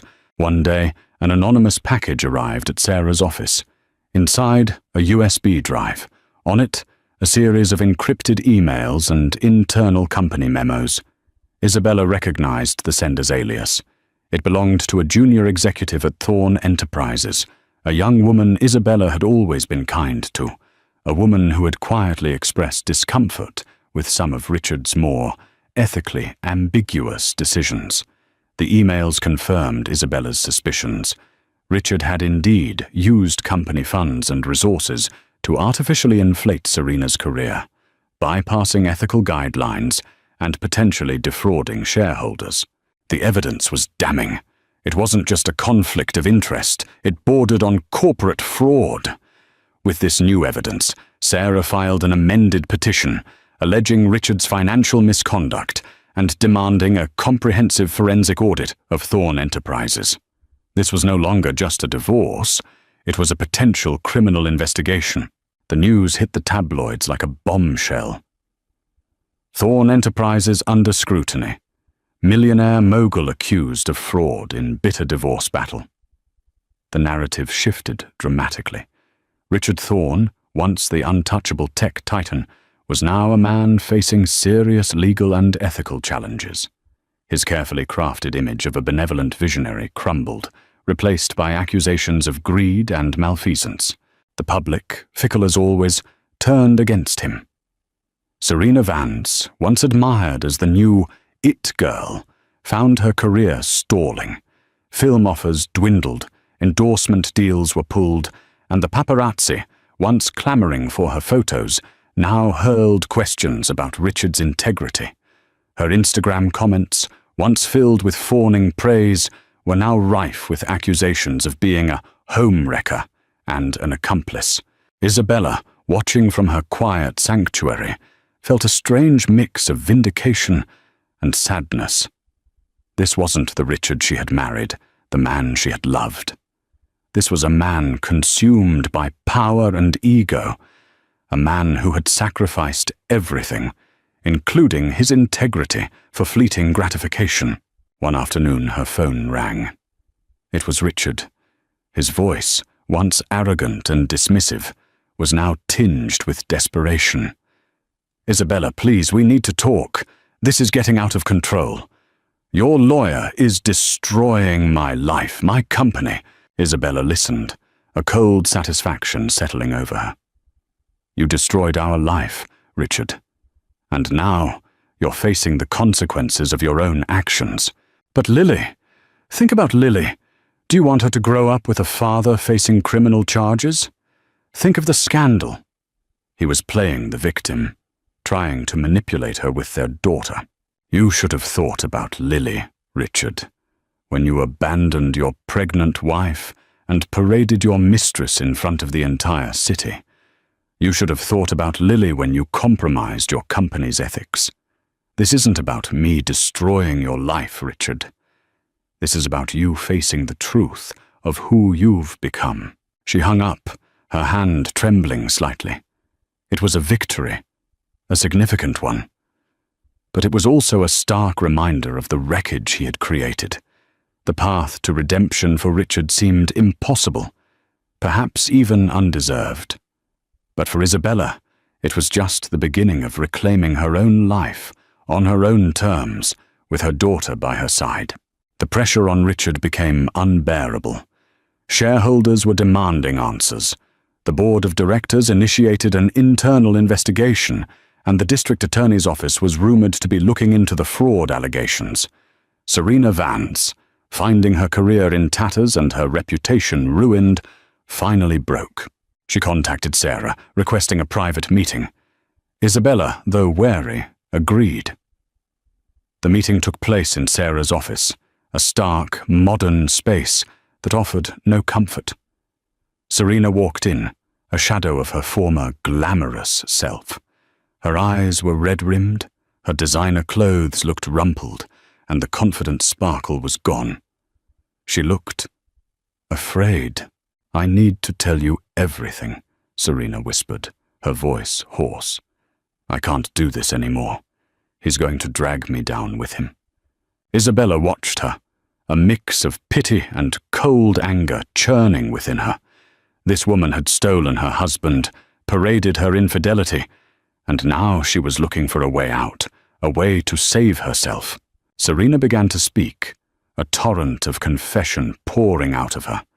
She admitted that the affair had started almost a year before the gala, cultivated by Eleanor Vance, who saw Richard as a lucrative target for her daughter's career.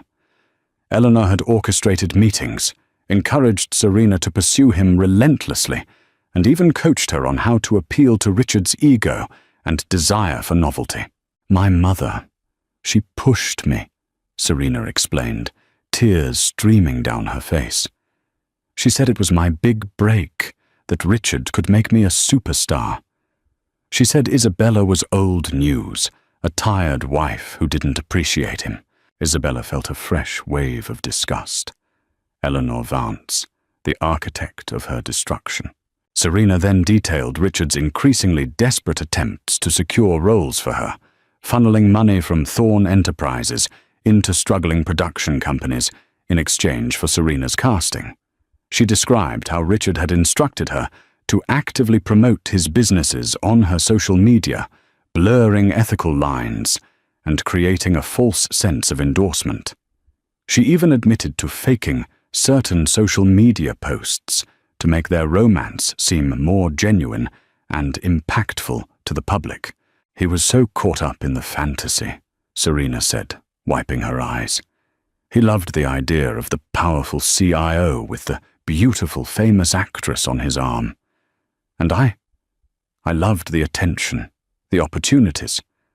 But then you disappeared, and the baby news came out, and everything started to fall apart. My career is ruined. I get hate mail every day. He's a monster. Isabella listened, her face impassive. She felt no satisfaction in Serena's misery, only a hollow ache. This wasn't about revenge anymore. It was about exposing the truth, about holding Richard accountable for his actions, and about finding peace for herself and Lily. "What do you want, Serena?" Sarah asked, her voice calm and professional. "Immunity," Serena pleaded, looking at Isabella. "I'll testify.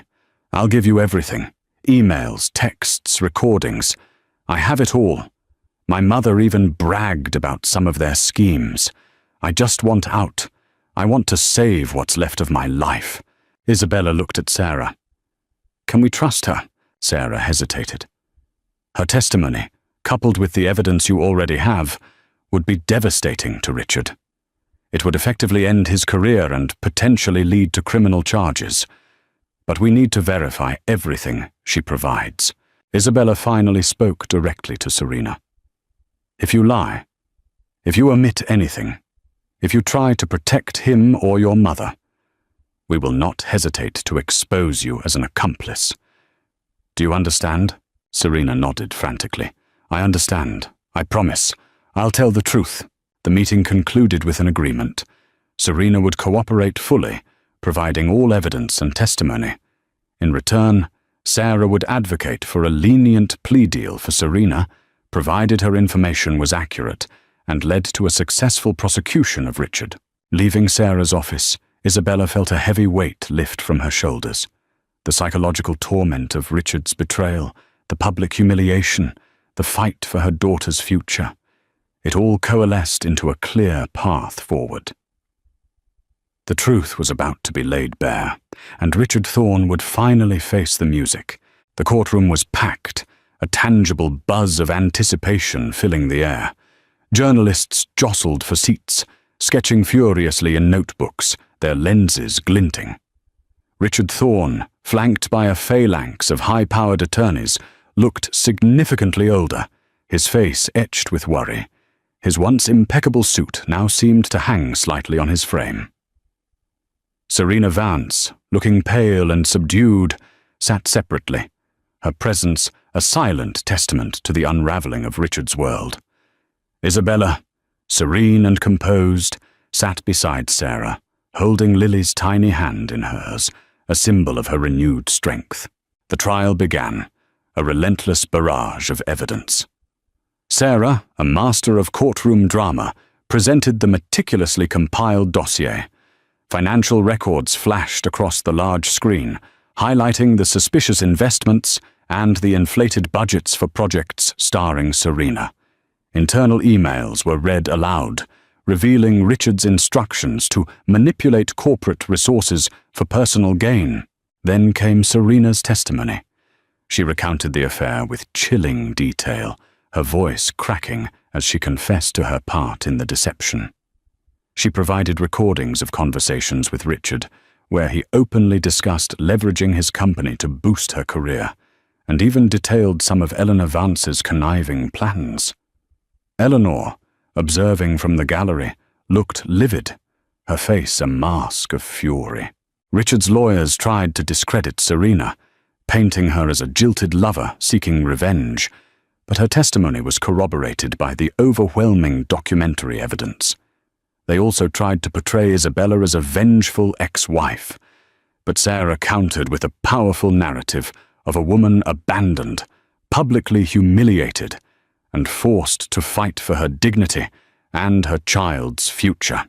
Isabella took the stand, her voice clear and steady. She spoke of her marriage, her love for Richard, and the crushing betrayal at the gala. She spoke of her pregnancy, her fear, and her determination to protect Lily. She showed photos of Lily, healthy and beautiful, her birth certificate clearly listing Richard as the father. Her testimony was devoid of theatrics, just a quiet, dignified telling of her truth. Under cross-examination, Richard's attorney tried to corner her, questioning her motives, her financial independence. But Isabella, prepared by Sarah, remained calm, answering each question with unflappable logic and grace. The pivotal moment came when Sarah called Richard Thorne to the stand. He was arrogant at first, denying the allegations, attempting to deflect blame.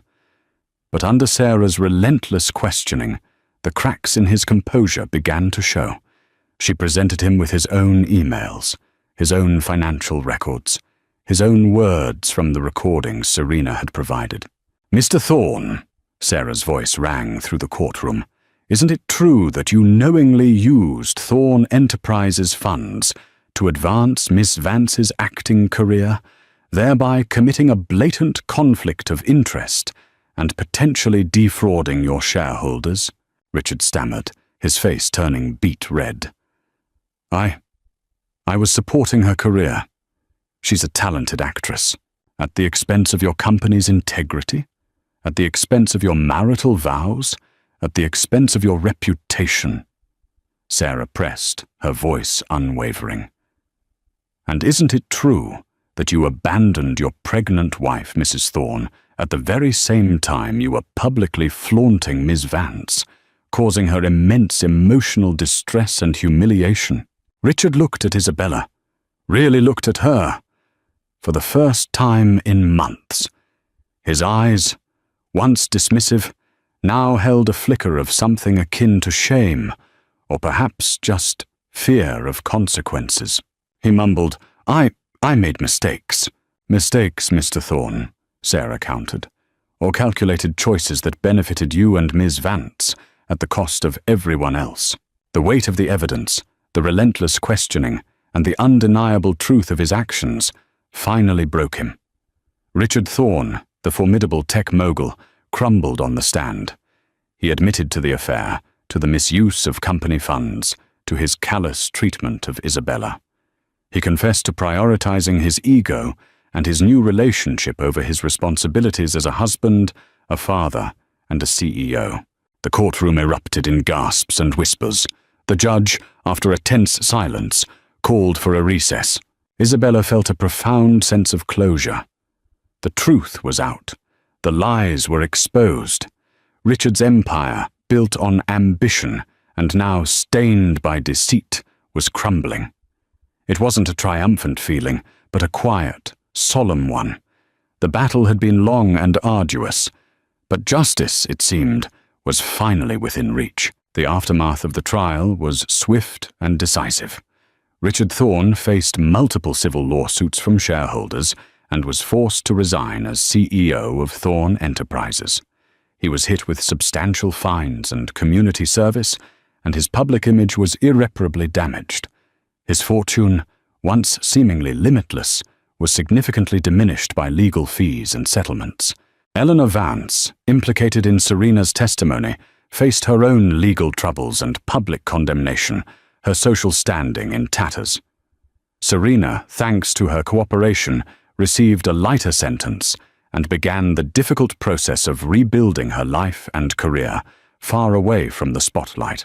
Isabella, on the other hand, emerged from the wreckage with her dignity intact, her reputation restored, and her future shining brightly.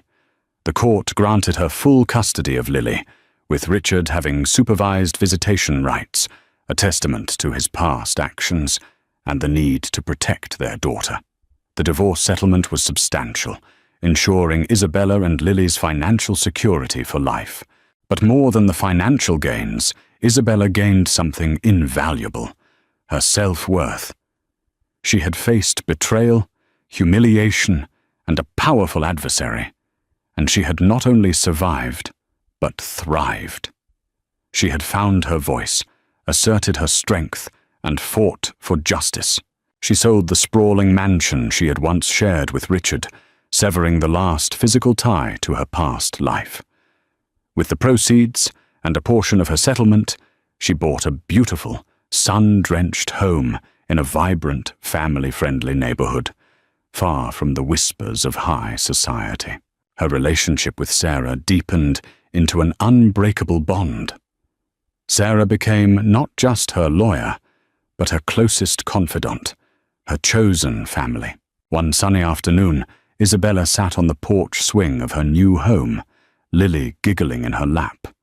The little girl, now a boisterous toddler with Richard's dark hair, and Isabella's bright, inquisitive eyes, pointed at a butterfly flitting by.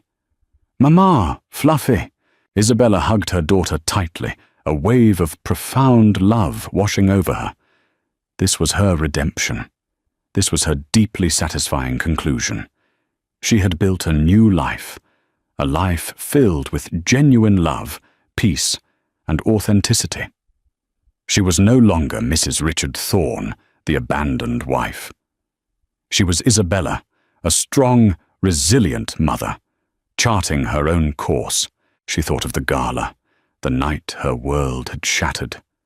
She thought of the pain, the betrayal, the humiliation, but she also thought of the strength it had ignited within her, the courage it had given her to fight, and the path it had forged towards this beautiful, new beginning. Richard occasionally saw Lily during supervised visits. He was a quieter man now, humbled and subdued. There was no animosity between them, just a quiet, almost sad understanding.